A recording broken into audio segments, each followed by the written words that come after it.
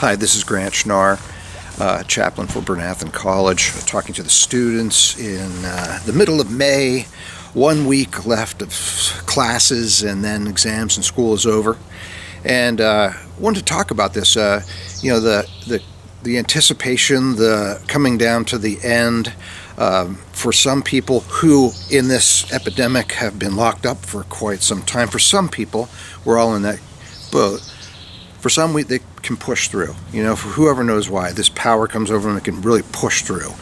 And then there's a lot of people today, right now, in many different circumstances, who are really tired, really tired of this stay-at-home order, really tired of the fear, tired of not knowing what's going to happen, and thinking about coming to the end of classes. It's almost like running the end of the mile if you do that in school. Some people kick right through, and then there's others like slow down, cross the finish line. Well, obviously, when it comes to academics and grades, we don't want to collapse before the finish line. We want to make it across.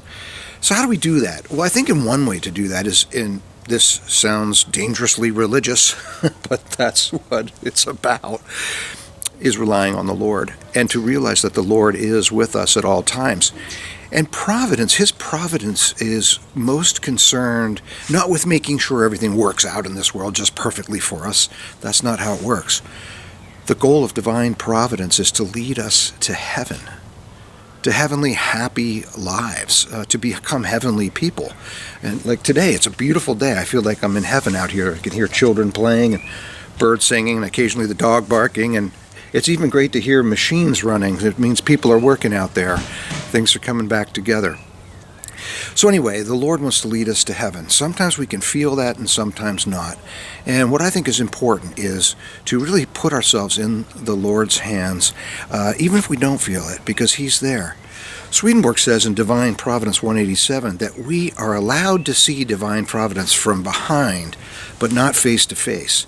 And when we are in a spiritual state, not in a materialistic state, seeing divine providence from behind but not face to face is seeing it after the fact but not before, and seeing it from a position of heaven, meaning thinking about that's what the Lord wants for us and He's leading us. There's this beautiful statement in Deuteronomy 29 from the Bible that really talks about how the Lord is there for us and carries us through these difficult times. And he says the children of Israel were about to go in to try to take Egypt, and they were about to take the promised land, and they saw that there were giants in the land, and they became afraid. And so the Lord says, do not be terrified, do not be afraid of them. The Lord your God will go before you. He will fight for you, as He did for you in Egypt, before your very eyes.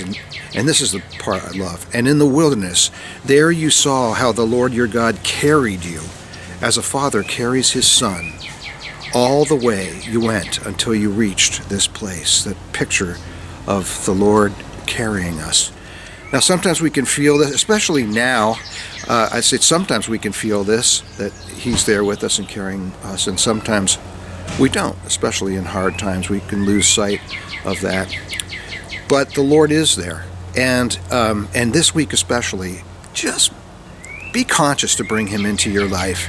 Because even if you don't feel Him this week, if you open up to Him, He's going to be there working within you and helping you to go through this last week and a half with a lot of strength and a lot of awareness and a lot of peace. And then maybe when it's all over this summer, we'll see Him quite clearly on the other side. So with that in mind, I wanted to read you one more thing, and that is the poem Footprints in the Sand, because it really kind of fits here. Now, it's interesting looking up Footprints in the Sand. There's a lot of controversy about who wrote this poem, and there's a lot of different versions of it. But the beautiful thing is that every person who wrote these different versions, they're all very, very inspiring. This one's from Mary Stevenson.